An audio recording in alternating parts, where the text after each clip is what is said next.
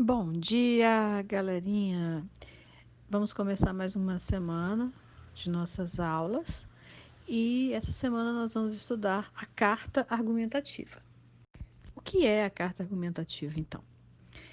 Existem cartas que são escritas com o objetivo declarado de apresentar alguns argumentos em defesa de um determinado ponto de vista.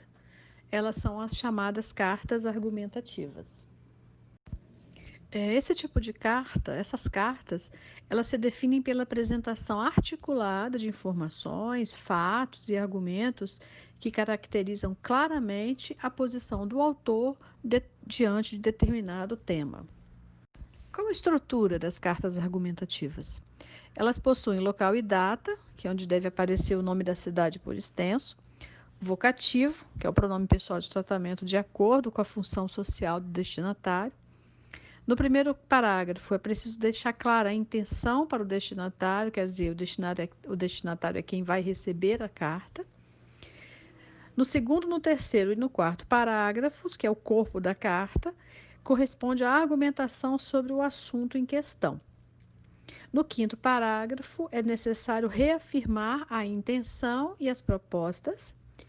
A assinatura pode ser com as iniciais, não se pode identificar na prova de redação do vestibular. Ou seja, numa prova de redação do vestibular, se for solicitada a carta argumentativa, não é possível colocar o nome. Então, normalmente são as iniciais. Se for uma carta argumentativa que não seja numa prova de vestibular, você pode assinar, sim, com o seu nome ou com um pseudônimo, se você preferir.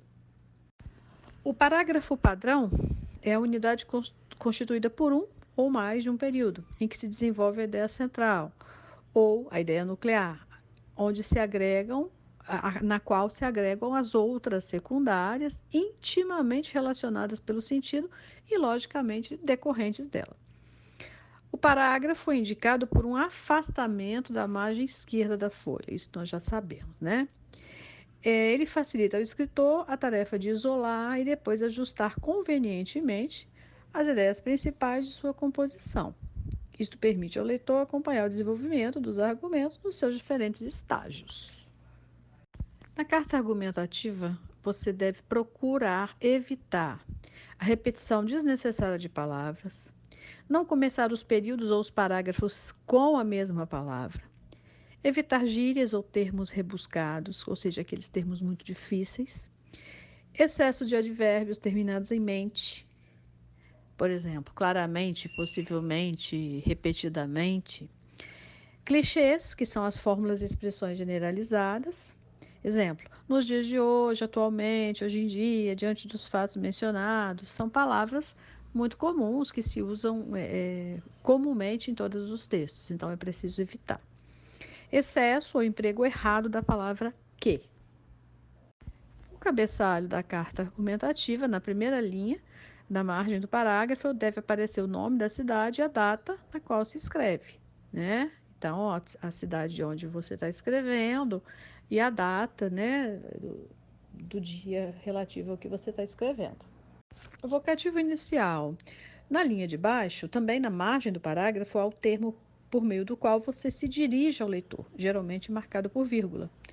A escolha desse vocativo dependerá muito do leitor e da relação social com ele estabelecida, né? Se é um leitor, um destinatário mais íntimo, ou é uma pessoa que não é conhecida, uma pessoa mais velha, é uma autoridade. Então, tudo isso vai determinar o uso do vocativo. Seguem aí alguns exemplos, né? Prezado senhor fulano de tal, excelentíssima senhora presidente Dilma, senhora presidente, caro deputado fulano, cicrano. Então, conforme o destinatário, você vai usando os pronomes de tratamento. O que é o interlocutor definido? Estabelece uma comunicação particular entre um eu definido e um você definido, ou seja, quem está escrevendo e quem vai ler. Fazer o leitor aparecer nas linhas. Se a carta é para ele, é claro que ele deve ser citado no decorrer do texto. É o que a gente chama de chamar a atenção do leitor, chamar a atenção do destinatário. Evite dirigir-se ao locutor definido de forma direta, por meio de verbos no imperativo. Pense, veja, imagine. Terminada a carta, é de praxe, é de costume produzir na linha de baixo, na margem do parágrafo, uma expressão que precede a assinatura do autor. Atenciosamente, por exemplo, né? É possível gerar várias outras, como de um amigo tal, de um cidadão que votou no senhor, de alguém que deseja ser atendido, de uma comunidade carente, de uma família que solicita ajuda, enfim, aí vai depender do objetivo da carta. Atenção! Utilize-se de bom senso e equilíbrio para selecionar os argumentos e ou informações que não sejam óbvios ou incompreensíveis àquele que lerá a carta. É necessário adaptar a linguagem ao grau de intimidade estabelecido. A carta não deixa de ser uma espécie de dissertação argumentativa, né? Ela é uma seleção cuidadosa dos argumentos que sustentarão a sua tese. É importante convencer o leitor de alguma coisa que você deseja. O que é o argumento com base no senso comum? É necessário fundamentar as ideias em valores reconhecidamente partilhados pela maior parte da sociedade. O argumento com base nas evidências são fatos, argumentos com base nas evidências são fatos que comprovam a tese e confirmam crédito ao texto, dados, estatísticas, pesquisas, informações e tal. A seguir, alguns modelos de carta argumentativa. Então, vocês têm aqui, a seguir, nos slides a seguir, o modelo de carta argumentativa que vai tratar sobre uma empresa que vai destruir alguns tênis falsificados da marca Nike. E essa carta é escrita com a intenção de sensibilizar e solicitar alguma coisa. Guanambi, 14 de maio de 2012. Prezados senhores, uns amigos me falaram que os senhores estão para destruir 45 mil pares de tênis falsificados com a marca Nike e que para esse fim uma máquina especial já teria até sido adquirida. A razão dessa cartinha é um pedido muito urgente. Antes de mais nada, devo dizer aos senhores que nada tenho contra a destruição de tênis ou de bonecas Barbie ou de quaisquer objetos que tenham sido pirateados. Afinal, a marca é dos senhores e quem usa essa marca indevidamente sabe que está cometendo um erro, que está correndo um risco. Destruam, portanto. Com a máquina, sem a máquina, destruam. Destruir é um direito dos senhores. Mas, por favor, reservem um único par desses tênis que serão destruídos para este que vos escreve. Esse pedido é motivado por duas razões. Em primeiro lugar, sou um grande admirador da marca Nike, mesmo falsificada. Aliás, estive olhando os tênis pirateados e devo confessar que não vi grande diferença deles para os verdadeiros.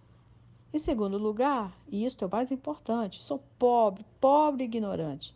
Quem está escrevendo essa carta para mim é um vizinho, um homem bondoso. Ele vai inclusive colocá-la no correio, porque eu não tenho dinheiro para o selo. Nem dinheiro para o selo, nem para qualquer outra coisa. Sou pobre como um rato. Então, perceberam como a estrutura da carta é argumentativa? No primeiro parágrafo, vocês podem reler e conferir, é apresentada a tese a ser definida. A de que a situação da violência é grave, mas não irremediável. Nos dois parágrafos subsequentes, que são os parágrafos do desenvolvimento, são apresentadas, obedecendo ao que se pediu no enunciado, propostas para combater a violência na cidade de Guanambi. E no último parágrafo, a conclusão, propõe que as autoridades sigam exemplos como os citados no desenvolvimento.